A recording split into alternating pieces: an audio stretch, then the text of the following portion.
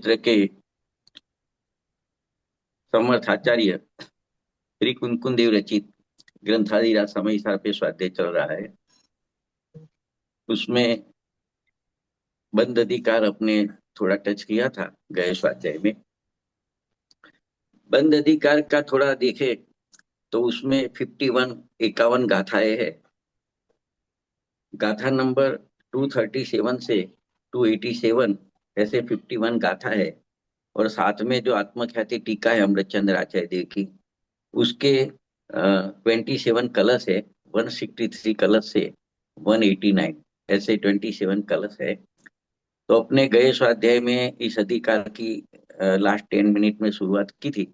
उसमें 163 नंबर का जो पहला कलश है उसके माध्यम से मंगलाचरण के रूप में अपने नमस्कार किया था सम्यक ज्ञान को, सम्यक दर्शन पूर्वक जो सम्यक ज्ञान उसको नमस्कार किया था कि जो बंध का अभाव करने वाला है। तो इस तरह से अपने शुरुआत कर दी थी। आज मंगलाचरण के उपरांत आज के विषय में आगे जो मूल गाथा है कुनकुन आचार्य देश की, उसका आरंभ करते हैं।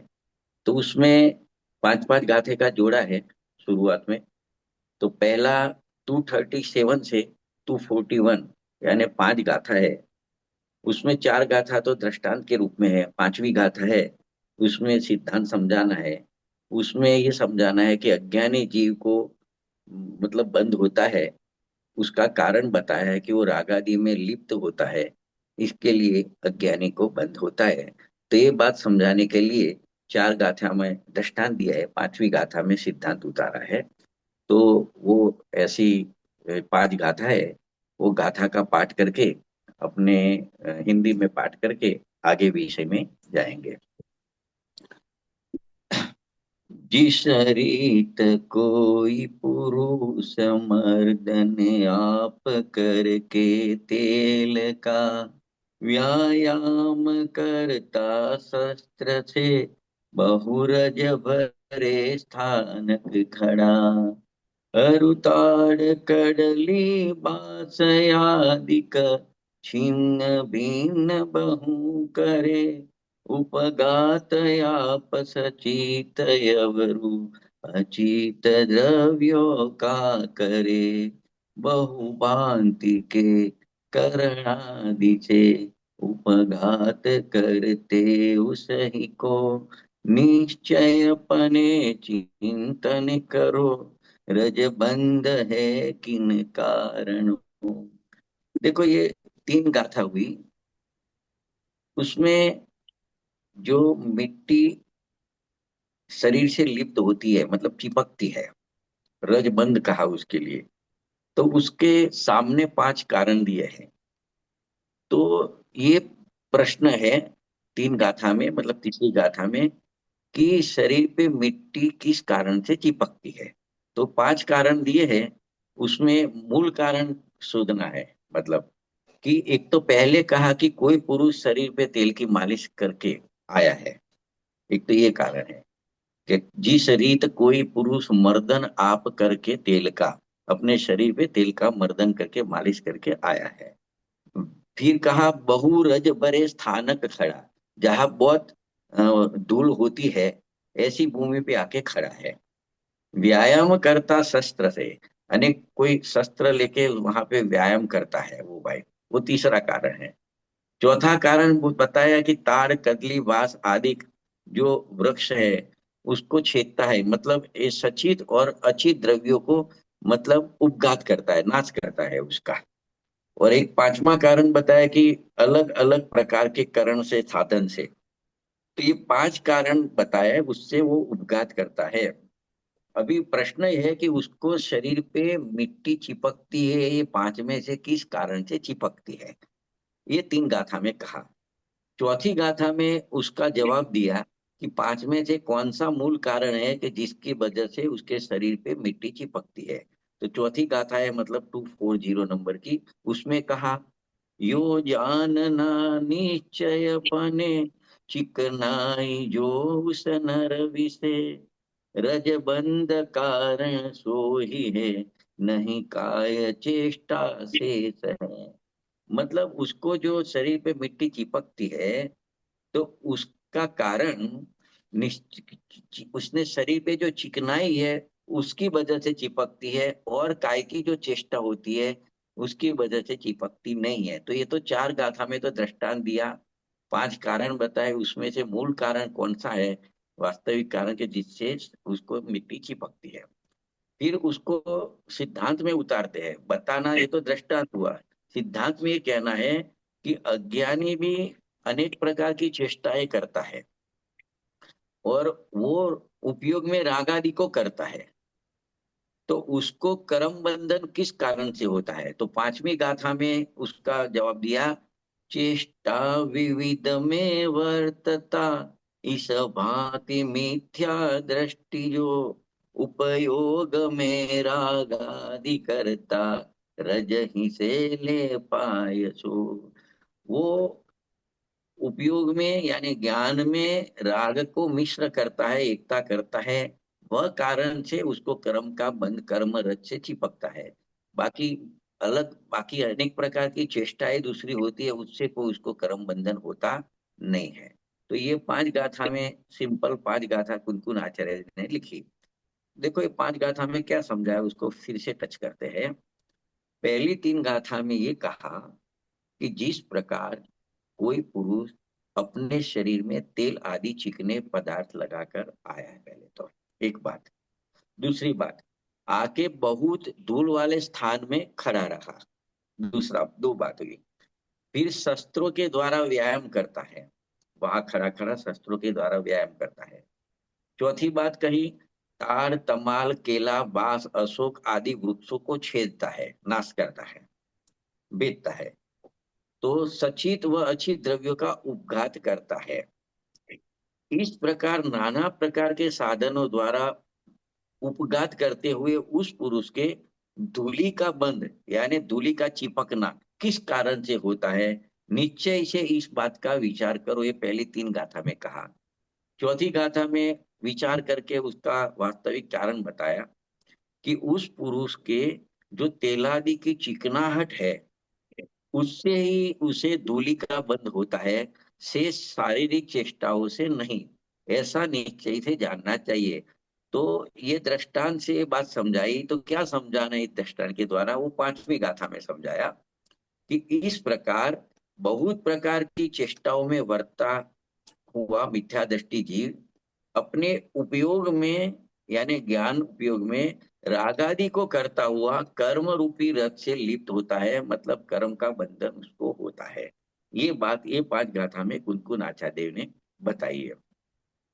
देखो शॉर्ट में क्या कहा उसमें पांच गाथा में, कि आरंभ की पहली शुरुआत की तीन गाथाओं है, उसमें कहा कि तेल लगाकर धूलि भले स्थान में शस्त्रों से व्यायाम करते हुए पुरुष का उदाहरण देकर प्रश्न किया गया कि उस पुरुष के जो रज का बंधन होता है, धूल चिपकती है, उसका कारण क्या है।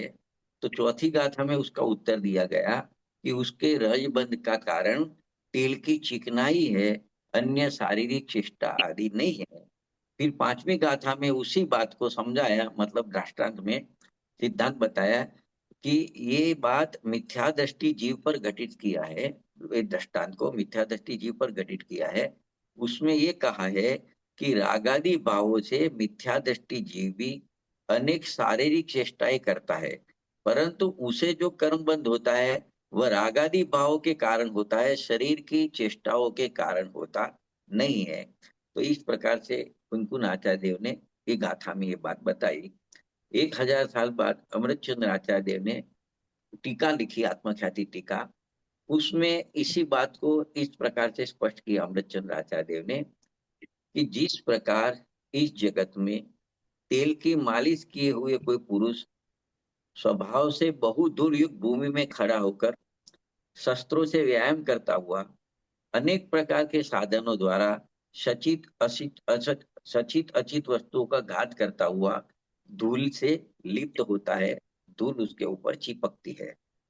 यहाँ विचार करो कि उक्त कारणों में से, पांच कारणों में से उसके जो धूली चिपकती है उसका कारण क्या है, कौन है, ये विचारना है। तो ये नक्की करने के हेतु जो 5 कारण बताए, तो क्रम से एक एक कारण की चर्चा यहाँ पे की है अमृतचंद्र आचार्य देव ने। पहला कारण बताया कि स्वभाव से बहु धूल वाली भूमि, यानी जो अखाड़ा वगैरह होता है कुश्ती का वगैरह, जो कसरत करने का, कि यहाँ बहुत धूल रज रहती है। तो ऐसी धूल वाली भूमि तो धूल बंध का कारण नहीं है। मतलब वो भूमि पे धूल है, इसके लिए धूल चिपकती नहीं है। क्योंकि यदि ऐसा हो तो जिन्होंने तेल का मर्दन नहीं किया है, तो वो भूमि पे खड़ा रहता है, तो उसको भी धूल चिपकनी चाहिए। तो वो बहुत धूल वाली भूमि है, इसके लिए उसको धूल चिपकती नहीं है। दूसरा कारण की चर्चा की कि शस्त्रों से व्यायाम रूप कार्य करता है, व्यायाम वगैरह करता है, वह भी धूल बंध का कारण नहीं है, धूल चिपकने का कारण नहीं है। क्यों? क्योंकि यदि ऐसा हो तो जिन्होंने तेल का मर्दन नहीं किया है, वो शस्त्रादि से व्यायाम कर रहे हैं, लेकिन उनको धूल चिपकती नहीं है। तीसरी बात करें तो अनेक प्रकार के करण यानी साधन भी धूल बंध के कारण नहीं है। क्यों? क्योंकि अगर यदि ऐसा हो तो जिन्होंने तेल का मर्दन नहीं किया है, पर वो अनेक प्रकार के कारणों से सहित है, अनेक प्रकार के साधन लेके खड़े हैं, उन्हें पण धूली बंध का प्रसंग आवे, लेकिन उनको वो धूल चिपकती नहीं है। चौथा कारण ये है कि सचित और अचित वस्तुओं का घात यानी उसका नाश करना, वो भी धूलिबंध का कारण नहीं है। क्यों? क्योंकि यदि ऐसा हो तो जिन्होंने तेल का मर्दन नहीं किया है, पर जिनके द्वारा सचित अचित वस्तुओं का घात होता है, उन्हें भी धूल चिपकनी चाहिए। तो ये तो दृष्टांत से ये समझाया कि ये चारों कारण है, वो धूल चिपकने के कारण नहीं है। तो फिर सही कारण क्या रहा? तो कहते हैं कि इस प्रकार से यह बात न्याय बल से सिद्ध हो जाती है कि उक्त पुरुष के जो धूलिबंध का कारण है वो तेल का मर्दन है, उसने अपने शरीर पे जो तेल की मालिश की है, वही असली कारण है कि उसकी वजह से उसको नई धूल शरीर पे चिपकती है। तो इस प्रकार ये तो दृष्टांत हुआ। सिद्धांत में ये बताना है कि जो जीव अपने में रागादि भाव करता है, वो मिथ्या दृष्टि जीव है। वो अगर स्वभाव से ही बहुत कर्म योग्य कर्मवगणाओं से भरे हुए इस लोक में खड़ा है, काय वचन और मन संबंधी कार्य करता है, मन वचन काय की प्रवृत्ति करता है, अनेक प्रकार के साधनों के द्वारा सचित अचित वस्तु का घात करता है, वो कर्म रूपी रथ से बनता है। मतलब ये उसकी सिचुएशन बताई कि रागादि को अपना करता है, एक बात। दूसरी, कार्मण वगना से बड़े लोक में खड़ा है। तीसरी बात, मन वचन काय की प्रवृत्ति करता है, अनेक प्रकार के साधनों द्वारा सचित अचित वस्तुओं का घात करता है, और वो कर्म रज से बंधता है, मिथ्या दृष्टि जीव। तो यहाँ विचार करो कि ये जो कारण बताए, उसमें से मिथ्या दृष्टि जीव को कर्म का बंध होने का कारण क्या है, कौन सा है, ये तय करना है। तो पहला कारण देखें कि वो जहां खड़ा है, वो कारमान वागना कर्म के परमाणुओं से भरा हुआ लोक है।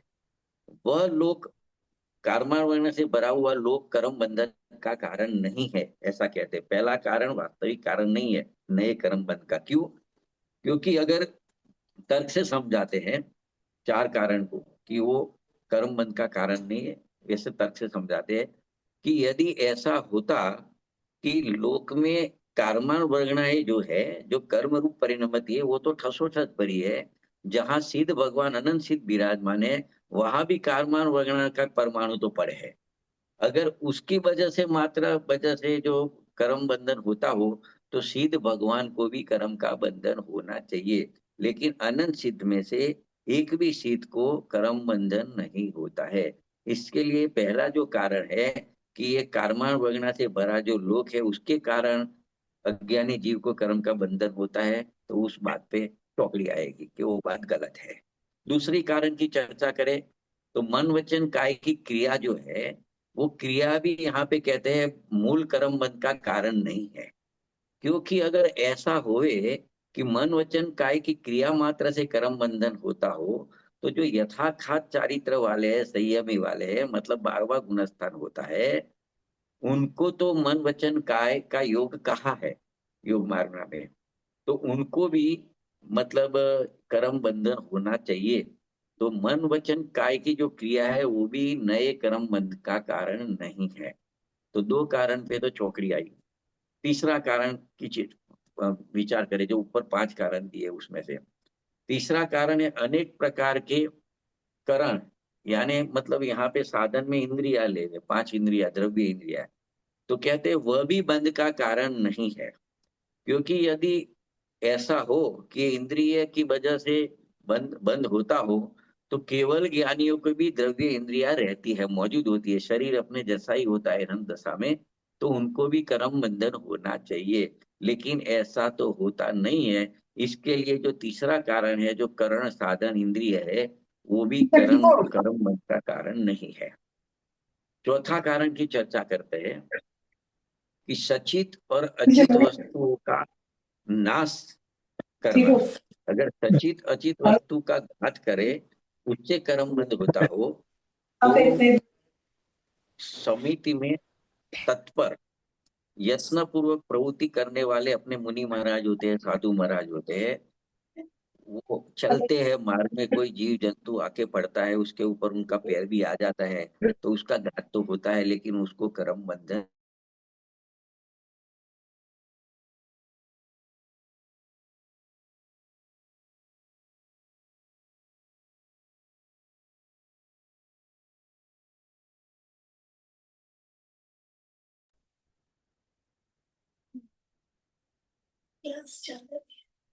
आवाज नहीं आ रही है। आवाज नहीं आ रही आपकी।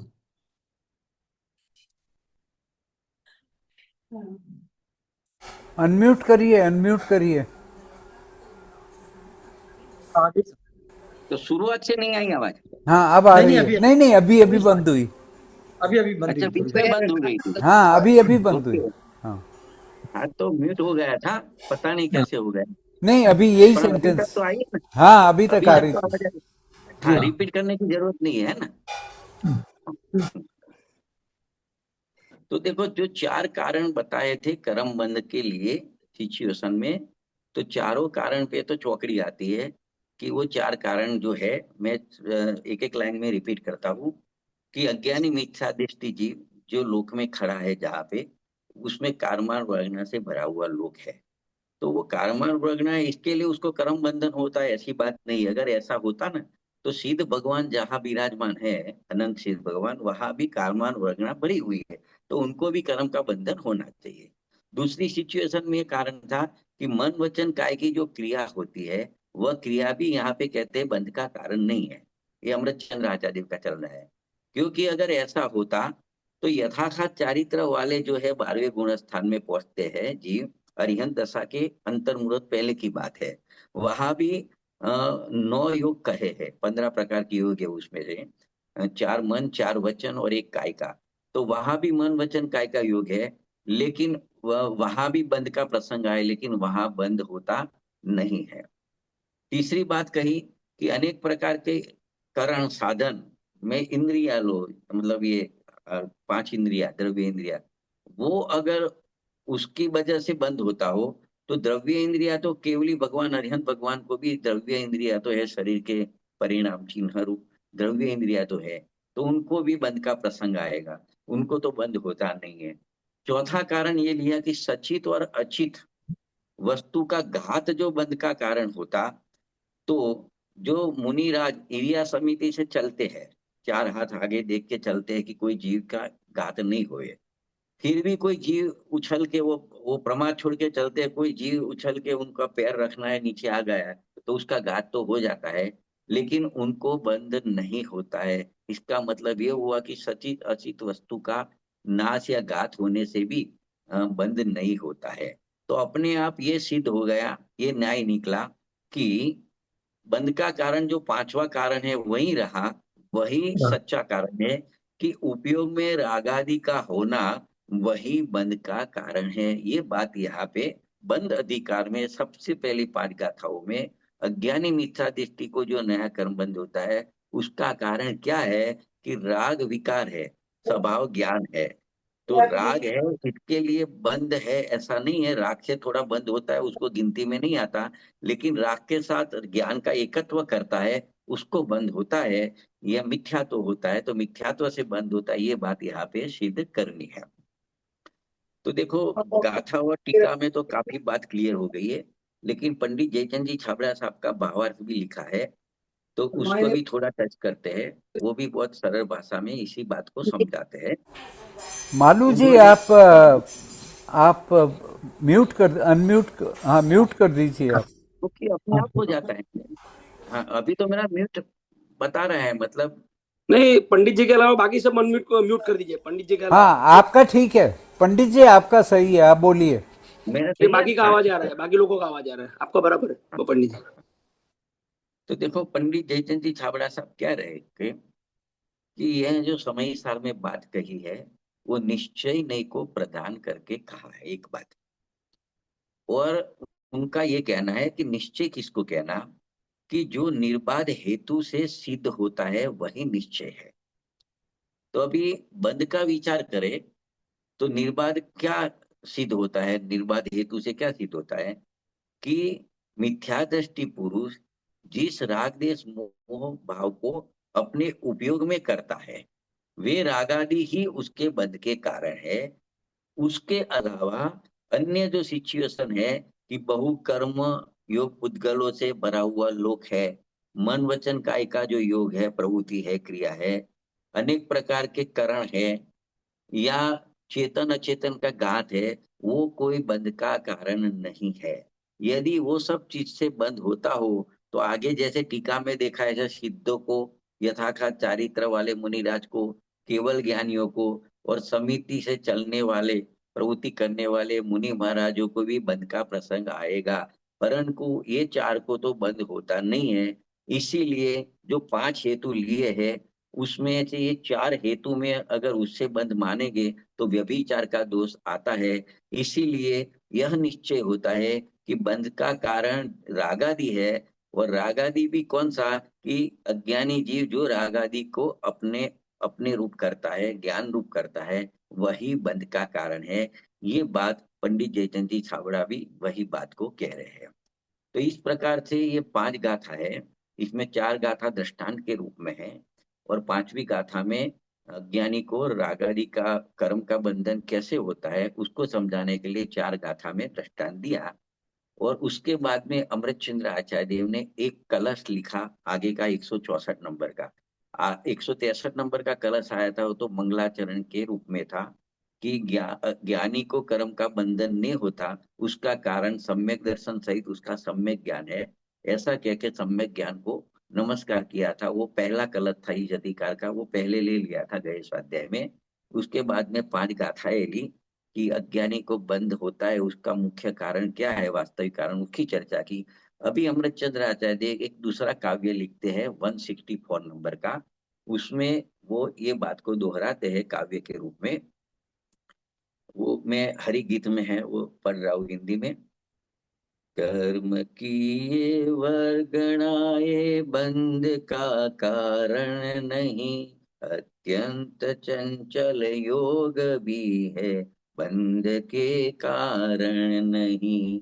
करण कारण है नहीं, चिद अचिद हिंसा भी नहीं, बस बंध के कारण कहे अज्ञानमय रागादि। क्या कहते हैं, कि पुरुषों के लिए, पुरुष यानी आत्मा लेना, कोई भी जीव लेना, उसके लिए कर्मबंध करने वाला न तो कर्मयोग पुद्गलों से भरा लोक है, न चलन रूप स्वरूप कर्म अर्थात मन वचन काय की क्रिया है, न अनेक प्रकार के करण यानी साधन है, न चेतन अचेतन का घात है। ये चार के ऊपर तो चौकड़ी मारी। किंतु आत्मा में राग आदि के साथ होने वाली एकत्व बुद्धि, ये राग मेरा है, मैं राग का स्वामी हूँ, मैं राग करता हूँ, ऐसी जो बुद्धि है, वही एकमात्र बंध का वास्तविक कारण है। ये वापिस बताने के लिए उन्होंने काव्य लिखा अमृत चंद्र आचार्य ने। इसके ऊपर बनारसी दास जी ने एक छंद लिखा है। वो छंद का भाव लेते हैं, अपने छंद नहीं पढ़ते हैं, 8-10 लाइन का छंद है ना, तो उसका ये इसमें भी उन्होंने यही कहा बनारसीदास जी ने कि जगत में यह जीव न तो कारमान वर्गणाओं से बनता है, न मन वचन काय के योग से बनता है। उसी प्रकार चेतन अचेतन की हिंसा से भी कर्म का उसको बंध नहीं होता, और पंचेंद्रिय के विषय रूप विष के रोग से भी यह अलग आत्मा बंध को प्राप्त नहीं होता। क्योंकि उनको कहना, उसका तर्क भी दिया है कि कारमान वर्गणाओं के मध्य स्थित होने पर भी सिद्धों को बंध नहीं होता। इसके लिए नक्की होता है कि कारमान वर्गणा है उसकी वजह से बंध नहीं होता। संयोगी होने पर अरिहंत भगवान को बंध नहीं होता। ये करण यानी इंद्रिया शरीर वगैरह होता है, लेकिन अरिहंत भगवान के होते हुए भी बंध नहीं होता। क्रिया आदि समितियों का आलम्बन लेते हुए भूमिका अनुसार होने वाली सूक्ष्म हिंसा से साधुओं को बंध नहीं होता, और भूमिका अनुसार होने वाले भोगों के कारण भी ज्ञाता सम्यक दृष्टि को बंध नहीं होता। इस प्रकार अपने तय कर सकते हैं कि कारमान वर्गणाओं, मन वचन काय रूप योग, चेतन अचेतन की हिंसा और पंचेंद्रिय की भोग है, उससे जीव को बंध नहीं होता। क्योंकि बंध का कारण तो एकमात्र है कि राग आदि से संयुक्त जो अपना उपयोग अशुद्ध उपयोग है, वही बंध का कारण है। ऐसा बनारसी दास जी ने भी छंद में कहा है, इस अधिकार के इस गाथा के ऊपर जो छंद है उसके ऊपर। तो देखो, इस प्रकार से एक बंध का असली, नए कर्म बंध का मिथ्या दृष्टि को कारण क्या है, वो बात की चर्चा ये 5 गाथा में हो गई। मतलब एक अपेक्षा, इस अपेक्षा से ऐसा भी कह सकते हैं कि पहली जो 5 गाथा है बंध अधिकार की, वो मिथ्या दृष्टि के लिए है कि उसको बंध कर्म बंधन क्यों होता है। ये बात यहाँ पे सिद्ध कही कि राग आदि के साथ एकता बुद्धि है, वही उसको असली कर्म बंध का कारण है। ये 5 गाथा समाप्त होती है। उसके बाद की जो 5 गाथा है 242 से 246, ये 5 गाथा में वो सम्यक दृष्टि की गाथा है। तो बात यही है, दृष्टांत यही है। खाली पहले जो अज्ञानी मिथ्या दृष्टि को कर्म बंध होता है, उसके लिए ऐसा कहा था कि कोई पुरुष शरीर पे तेल का मर्दन करके आता है। यहाँ पे कहते हैं कि तेल का मर्दन नहीं किया है, बाकी के 4 कारणों मौजूद है, लेकिन उसको बंधन नहीं होता क्योंकि उसने तेल का मर्दन नहीं कहा किया है। ये दृष्टांत है। तो सिद्धांत में भी ये है कि पहले जीव रागादि से एकत्व करता था, अभी ये जीव रागादि से एकत्व नहीं करता है, इसके लिए उसको बंधन नहीं होता। तो ये 5 गाथाएं सम्यक दृष्टि के लिए है। तो ये 5 गाथाएं क्या है, उसको अपने गाथा पढ़ते हैं। उसमें आगे की तरह पहली 3 गाथा में प्रश्न रखा कि इसको बंध क्यों नहीं होता, और फिर उसका कारण बताया, फिर उसको सिद्धांत में 5वीं गाथा में उतारे। तो 5 गाथा में पढ़ता हूं, अभी तो काफी क्लियर हो जाएगा।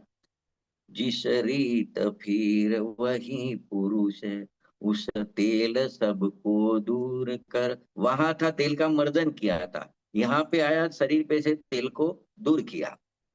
या बाकी की सब बात वो आएगी, खाली प्रश्न बदलाएगा कि वहां उसको रज का बंधन किस कारण से होता था। यहाँ पे प्रश्न ये आएगा 3 गाथा के बाद में कि उसको रज का बंधन किस कारण से नहीं होता, ये आएगा प्रश्न। बाकी सब सेम है कि देखो, व्यायाम करता शस्त्र से बहुरज बरे स्थानक ठहर, अरुताड़ कड़ली बास यादिक छिन्न भिन्न बहु करे, उपगात आपस चीत यवरु अचीत द्रव्यो का करे, बहुभांति के करणादि से उपगात करते उस ही को, निश्चय पने चिंतन करो, रज बंध नहीं किन कारणों। ये लाइन बदलाई।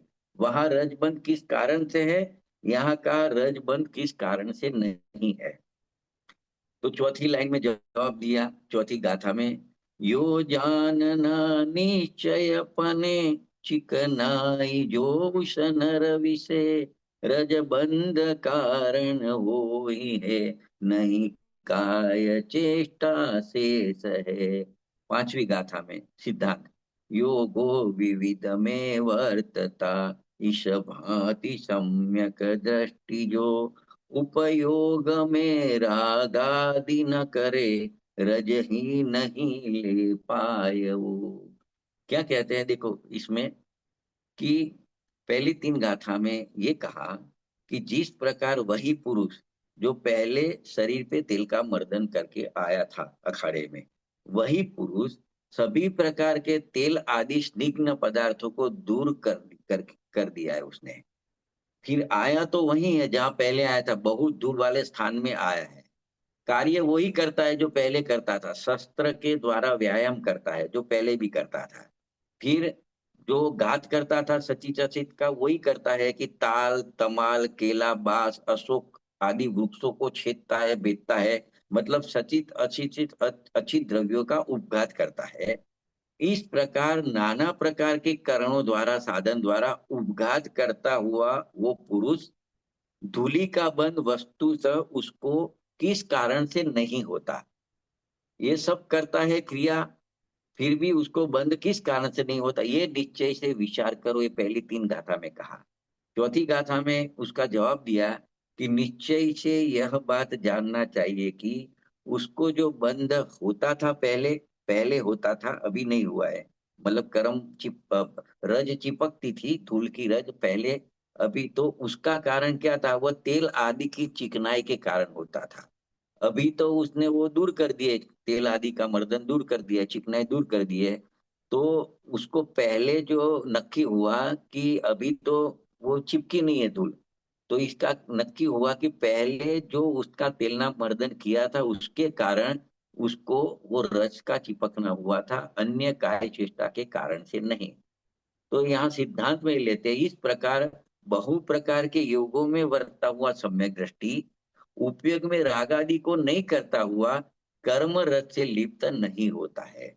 जैसे उसने तेल का मर्दन दूर कर दिया है, फिर कुछ भी क्रिया करता है लेकिन उसको धूल चिपकती नहीं है।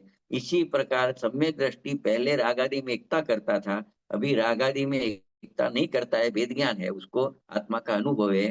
तो वो बाकी शरीर की कुछ भी चेष्टा करता है लेकिन उसको नए कर्म का बंध नहीं होता है।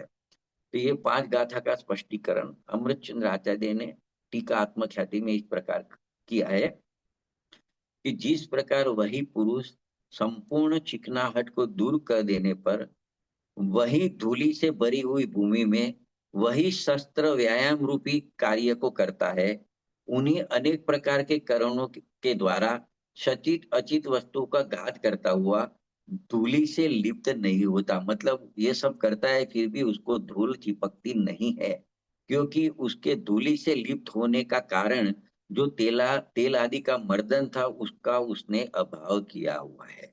तो ये तो चार गाथा में दृष्टांत हुआ।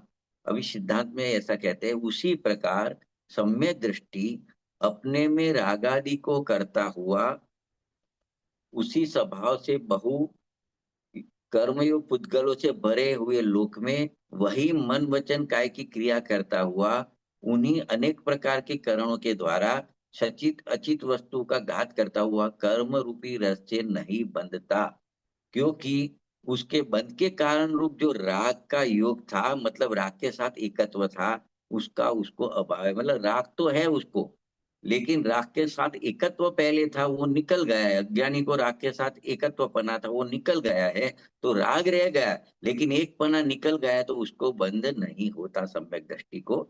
ये बात टीका में अमृतचंद्र आचार्य ने भी सिद्ध की। इसके संदर्भ में कांजी स्वामी ने स्पष्टीकरण किया है, उसको समझाने के दृष्टांत भी दिया है अपने मौलिक ग्रंथ के आधार से, कि सम्यक दृष्टि चक्रवर्ती होता है, उसको 96,000 रानियां होती है, उसके बीच में वो रहता है। उसको जरूर पड़े तो युद्ध में लड़ता हुआ भी वो दिखाई देता है, तो भी उसको बंद नहीं होता। क्यों नहीं होता? क्योंकि उसे उनके प्रति एकत्व ममत्व नहीं है, उसे रागादि का स्वामीपना नहीं है। जो अस्थिरता का राग आया है, मतलब अपने स्वरूप में पूर्णपणे स्थिर नहीं हो सकता, लीन नहीं हो सकता है, तो श्रद्धा का दोष तो निकल गया है, लेकिन चारित्र का दोष बाकी है। तो उसके लिए जो चारित्र मोह के उदय में उसको जो राग आता है उसकी यहाँ गिनती नहीं है। वो चारित्र के मोह की राग की वजह से 96,000 स्त्री के बीच में रहता है, लड़े आदि करने जाता है, वो सब राग में दिखाई देता है। लेकिन वो राग को यहाँ पे गौण कर दिया है। यदि वह चक्रवर्ती भी अगर अपने स्वभाव को भूल के वो जो राग आया है उसके साथ एक पना करे, वो राग के साथ संबंध स्थापित करे, तो राग के साथ स्वामित्वपना करे, तो वो भी सम्यक तो उसका छूट के मिथ्या दृष्टि हो जाए और उसको भी कर्म बंधन होना चालू हो जाए। लेकिन यहाँ तो ये कहते हैं कि सम्यक दृष्टि जो बताया है वो बंध का कारणभूत जो राग है, मतलब राग की एकता है, उसका उसको अभाव बताया है। अर्थात अपने सच्चिदानंद स्वरूप है उसके साथ उसका जोड़ान है, राग के साथ जोड़ान नहीं है। राग है लेकिन राग के साथ उसका एक पने का जोड़ान नहीं है, अपने स्वभाव के साथ एक पने का जोड़ान है। ऐसी उसको आत्मा की महिमा है। तो उसके सामने राग की महिमा भासती नहीं है। राग आता है लेकिन राग की महिमा आती नहीं है, तो वो राग में जोड़ान नहीं करता है। इस कारण सम्यक दृष्टि को बंधन नहीं होता है। तो इसका अर्थ ये निकला कि सम्यक दृष्टि के अंदर राग तो है लेकिन राग की एकता बुद्धि टूट गई है। अपने स्वभाव से स्वभाव और राग को भिन्न भिन्न दोनों भाषित होते हैं। अपना स्वभाव ज्ञान स्वभाव अलग है, राग विकार अलग है, ऐसा उसको भिन्न भिन्न दोनों भाषित होता है। अब राग के साथ राग रह गया लेकिन राग के साथ उसका कोई संबंध नहीं रहा, संबंध टूट गया है। इस कारण बाहर से दिखने वाले सब संबंध होते हुए भी उसका राग के साथ संबंध नहीं होने के कारण कर्म बंधन उसको नहीं होता। वो अपने निशुद्धात्मा के साथ संबंध होने के कारण राग के साथ उसका संबंध टूट गया है। तो राग के साथ संबंध का अभाव होने के कारण उसको कर्म बंधन नहीं होता। ऐसा ये कलश में अपने को ये कलश में ये बात नक्की कराई। अभी इसके बाद में इसी को पुष्ट करने के लिए 165 नंबर का कलश लिखा है। 164 का कलश हो गया है, 165 नंबर पे कलश में अमृतचंद्र आचार्य देव इसी बात को मतलब पुष्ट करते हैं। उसका भी हरि गीत पढ़ रहे हैं अपने।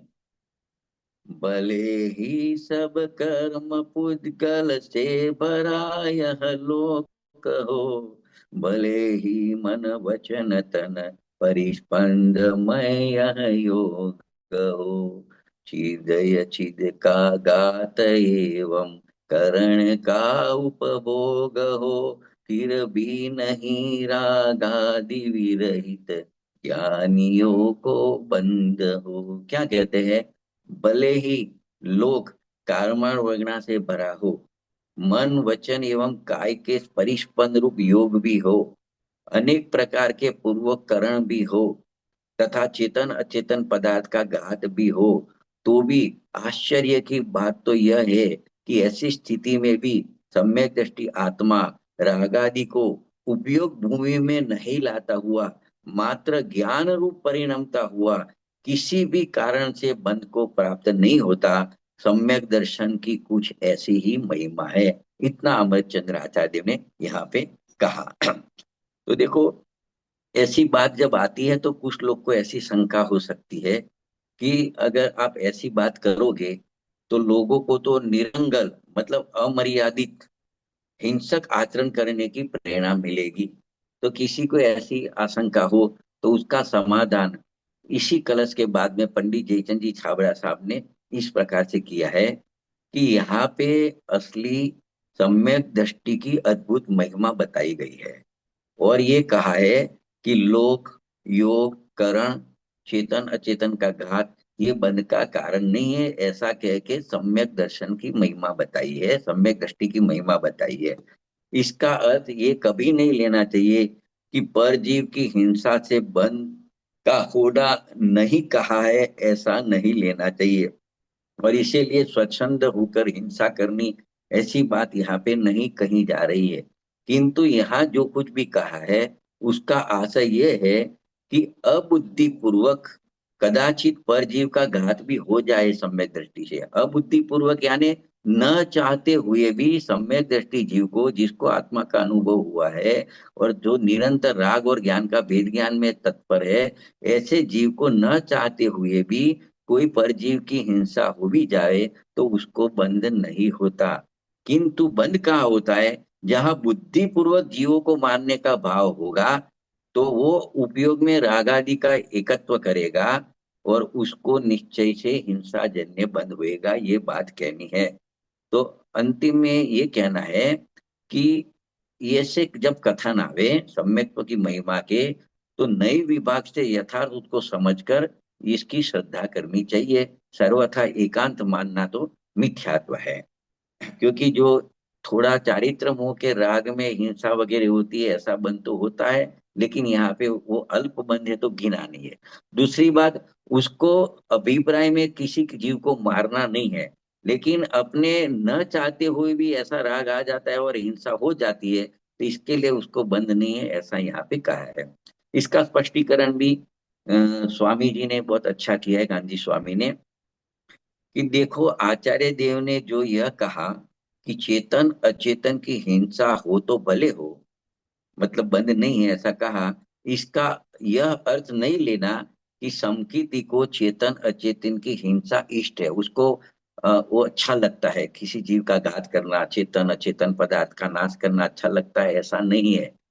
लेकिन ये अभिप्राय ये है आचार्य भगवान का कि समकीति को सर्व बाह्य वस्तु है उससे अत्यंत उपेक्षा हो गई है। वह बाहर में कहीं भी अटकना या उलझना नहीं चाहता है, बाह्य पदार्थों से जुड़ना नहीं चाहता है। वो स्वद्रव्य की अपेक्षा में समस्त परद्रव्य की उपेक्षा उसको सहज हो जाती है। तो यहाँ किसी को यह नहीं सोचना चाहिए कि यहाँ पंचेंद्रिय के विषयों के प्रति स्वच्छंद होने के लिए कहा जा रहा है, क्योंकि यहाँ तो इन सभी विषय कसाय रूपी प्रवृत्तियों के प्रति अत्यंत उपेक्षा का भाव प्रकट किया गया है। पंचेंद्रियों पर विजय प्राप्त करने वाले मुनिराज ने ये कही है, जो छह काय की जीवों की वो खूब रक्षा करने वाले आचार्य है, साधु भगवंत है, वो हिंसा करने या स्वच्छंद करने की प्रवृत्ति का उपदेश कभी नहीं दे सकते हैं। तो यहाँ किस अपेक्षा से कथन कहा गया है, इस बात को जरा धैर्य से सोचना चाहिए, समझना चाहिए। यहाँ कहते हैं कि चतुर्गुण स्थान होता है, वो राग वाली भूमिका होती है। तो जो भी उससे हिंसा वगैरह होती है, तो ऐसा नहीं समझना कि उसको अच्छा लगता है। ले ज्ञानी, उस ज्ञानी को तो उसका खेद बरता है, वो उससे जुड़ना नहीं चाहता है। इस कारण यहाँ पे कह रहे हैं कि उसको हिंसा जनित पाप बंध नहीं होता है। तो यहाँ जो आत्मज्ञानी को निबंध कहा है, उसका अभिप्राय तो यह निकला कि पूर्व सावधानी के बावजूद भी अबुद्धि पूर्वक, नहीं चाहते हुए भी कदाचित परजीव का घात हो भी जाए तो बंध नहीं होता। तो इस प्रकार ज्ञानी जीव देखे तो बुद्धि पूर्वक तो कभी भी परजीवों का घात नहीं करते, क्योंकि उनके हृदय में ऐसी ही करुणा बुद्धि रहती है। फिर भी ऐसा शुभ भाव आया, उसको भी वो धर्म का कारण नहीं मानते हैं। तो देखो ऐसा कहकर यहाँ स्वसंधि होने का निषेध किया है। बुद्धि पूर्वक हिंसादि रूप प्रवृत्ति करे और शास्त्र के कथन के आड़ लेकर ऐसा कहे कि ज्ञानी को बंद नहीं होता तो मेरू को भी बंद नहीं होता है, तो ऐसी स्वच्छंदता की बात मोक्ष मार्ग में चलती नहीं है। तो यहाँ बुद्धि पूर्वक का अर्थ ऐसा है कि मैं इसे मारूं, ऐसे रुचि पूर्वक जीव को मारने का भाव होता है, उसको बुद्धि पूर्वक या स्वच्छंद प्रवृत्ति कहने में आती है। तो इस प्रकार से ये मतलब ये कलश भी ऐसे पूरा होता है। तो देखो ये आगे के कलश की उत्थानी का यहाँ पे लिखी है कि यद्यपि कारमान वर्गना मन वचन काय का योग चेतन अचेतन की हिंसा और पंच इंद्रिय का भोगों से बंद नहीं होता, तथापि निर्गल प्रवृत्ति उचित नहीं है, अमर्यादित प्रवृत्ति उचित नहीं है। अब इस भावना को व्यक्त करने वाला नया काव्य कहते हैं। तो काव्य पढ़ता हूं मैं। तो भी निर्गल प्रवर्तन तो ज्ञानियों को वर्ज्य है, क्योंकि निरर्गल प्रवर्तन तो बंद का स्थान है। वांछा रहित जो प्रवर्तन वह बंद विरहित जानिए, जानना करना परस्पर विरोधी ही मानिए। क्या कहते हैं कि पांच कारण में से पहला जो चार कारण है उससे बंद नहीं होता, तथापि ज्ञानियों को निर्गल प्रवृत्ति करना योग्य नहीं है, क्योंकि यह निर्गर प्रवर्तन वस्तुतः बंध का ही स्थान है। ज्ञानियों के जो वहां वांछा रहित कर्म होता है वह बंध का कारण नहीं है, क्योंकि ज्ञानी जानता भी है और करता भी है, दोनों क्रिया दो विरोध रूपी है, ये कहना है। उसको पंडित जयचंद जी छाबड़ा साहब ने बहुत अच्छी तरह से समझाया है कि जो पहले काव्य में लोक आदि को बंध का कारण नहीं कहा, इसलिए वहां यह नहीं समझना चाहिए कि बाह्य व्यवहार प्रवृत्ति का बंध के कारणों में सर्वथा निषेध किया है। बाह्य व्यवहार प्रवृत्ति रागादि परिणाम को बंध के कारण की निमित्त भूत है, उस निमित्त का यहाँ निषेध नहीं समझना चाहिए। लेकिन ज्ञानियों के जो अबुद्धि पूर्वक वांछारित प्रवृत्ति होती है, इसके लिए उसको बंध नहीं है, ऐसा यहाँ पे कहा है। तो उन्हें कहीं स्वच्छंद होकर प्रवर्तन करने को नहीं कहा है, क्योंकि निरंकुश मर्यादा रहित प्रवर्तन तो बंध का ही कारण है। जानने में और करने में तो परस्पर विरोधी है। जो ज्ञाता रहेगा तो बंद नहीं होएगा, करता होगा तो अवश्य बंद होगा। इसी बात को स्वामी जी ने भी बहुत स्पष्टीकरण अच्छी तरह से किया है कि यद्यपि आगम में लोक आदि कारणों से बंद नहीं ऐसा कहा है, तो मात्र एक रागादि अशुद्ध उपयोग को ही बंद का कारण कहा है, तो भी ज्ञानियों को लोक की मर्यादा का उल्लंघन करके स्वच्छंद प्रवृत्ति करनी योग्य नहीं है। आचार्य देव कहते हैं कि इस श्लोक में व्याप्त कारमार वर्गणाओं से और मन वचन का योगों की प्रवृत्ति से तथा परजीवों के घात वगैरह बाह्य कारणों से बंद नहीं होता, मात्र रागादि में एकता बुद्धि से ही बंद होता है, क्योंकि राग का अस्तित्व तो राग में है। शुद्ध चैतन्य में स्वभाव में राग का अस्तित्व नहीं है, परंतु अज्ञानी ने ऐसा न मानकर राग के अस्तित्व को अपने में माना, अपना ही माना। बस यही मिथ्या मान्यता अज्ञानी को बंध का कारण है। तो देखो यहाँ कोई आशंका कर सकता है कि इस तरह से कथन से तो लोग व्रत तप आदि को भी मिथ्या मानकर स्वसंदी हो जाएंगे। तो आप कहते हो कि अशुभ से नहीं होता, शुभ से भी नहीं होता, तो स्वसंदी हो जाएंगे। तो उसका समाधान करते हुए कहते हैं कि ये भगवान आत्मा अंतर में तो राग रहित ही है स्वभाव से। स्वभाव में राग नहीं है, एक समय की पर्याय में राग है, वो विकार है। स्वभाव में तो अगर जावे, स्वभाव में जाना चाहिए, उसी में जमना चाहिए, उसी में रमना चाहिए, ये भी करना है कुछ। खाली व्रतादि का राग करना वही करना नहीं है। भूमिका अनुसार व्रतादि के राग के भाव तो आ जाते हैं, तो ज्ञानी को भी आ जाते हैं, लेकिन ज्ञानी को उस राग के भाव में, व्रतादि के राग के भाव में कर्तृत्व बुद्धि नहीं है। व्रत की दे राग के समय भी ज्ञानी राग से भी पार अंतरंग में विद्यमान ज्ञाता दशा स्वाभाविक आत्मा को जानने रूप और वो जानने की प्रवृत्ति का कर्ता बनता है, उसको अपना कर्तव्य मानता है।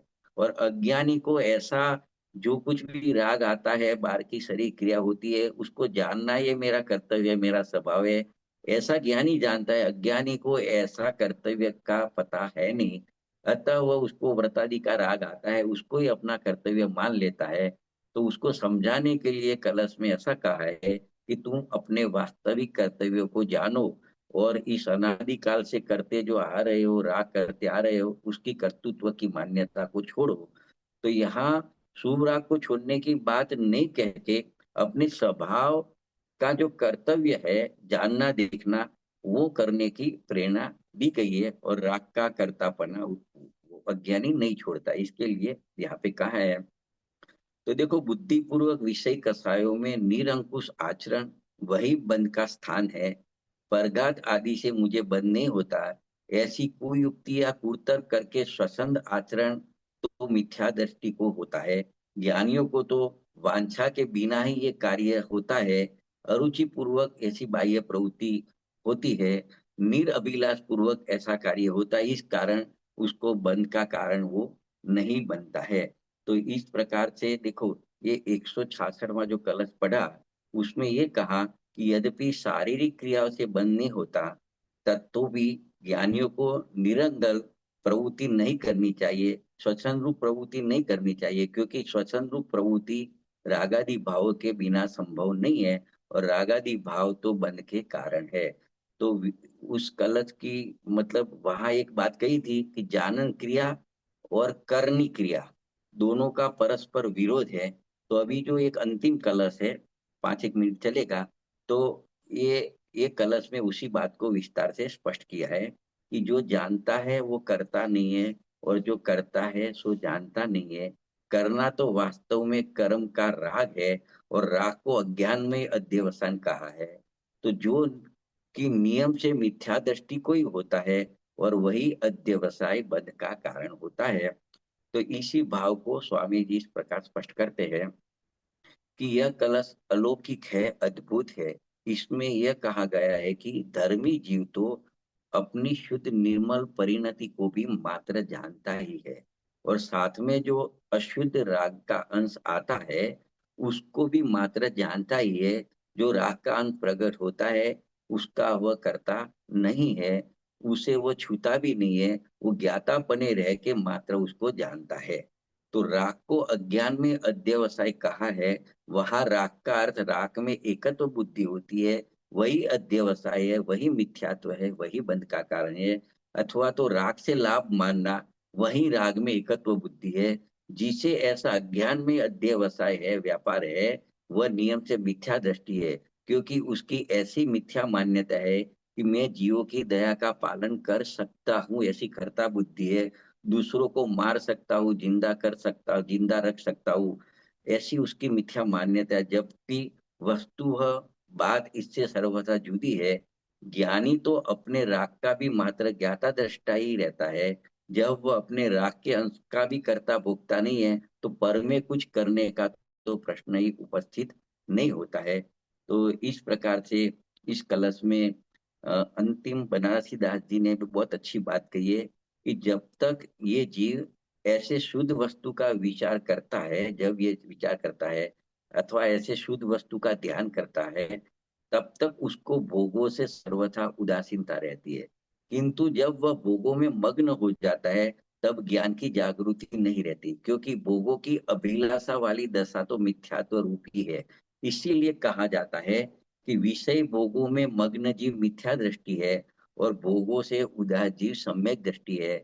ऐसा जानकर भोगों से उदास होकर मुक्ति की साधना की जानी चाहिए। क्योंकि एक कहावत भी है, यदि मन चंगा हो तो कठौती में गंगा नदी हो जाती है। तात्पर्य यह है कि कठौती में नहाते पर भी गंगा स्नान जैसा आनंद आ जाता है, गंगा स्नान जैसा लाभ मिल जाता है। तो देखो, इस क्षण में भोग भोगने की क्रिया या भोग भोगने के भाव को मिथ्यात्व नहीं कहा, परंतु भोगों में मग्नता होती है उसको मिथ्यात्व कहा है। क्योंकि भोगने रूप क्रिया तो जड़ की क्रिया है, और भोगने का जो भाव रूप राग है वो चारित्र गुण विकृति है। लेकिन भोगों में जो मग्नता है, भोगों में सुख बुद्धि है, वो श्रद्धा गुण की मिथ्यात्व दशा है। तो यहाँ मग्नता का अर्थ चारित्र की कमजोरी न लेकर श्रद्धा के दोष में लिया है, और इसके लिए श्रद्धा के दोष से जो बंध होता है वही यहाँ कर्म बंध किया जाता है। तो इस प्रकार से बंध अधिकार की 10 गाथाएं समाप्त होती है, और इस प्रकार से ये कलश भी 4 या 5 कलश यहाँ पे पूरे होते हैं। तो यहाँ से अपने विराम करते हैं। आगे के स्वाध्याय में जो नई गाथा है उसकी चर्चा करेंगे। धन्यवाद पटेल जी। किसी के सर रिकॉर्डिंग बंद करना।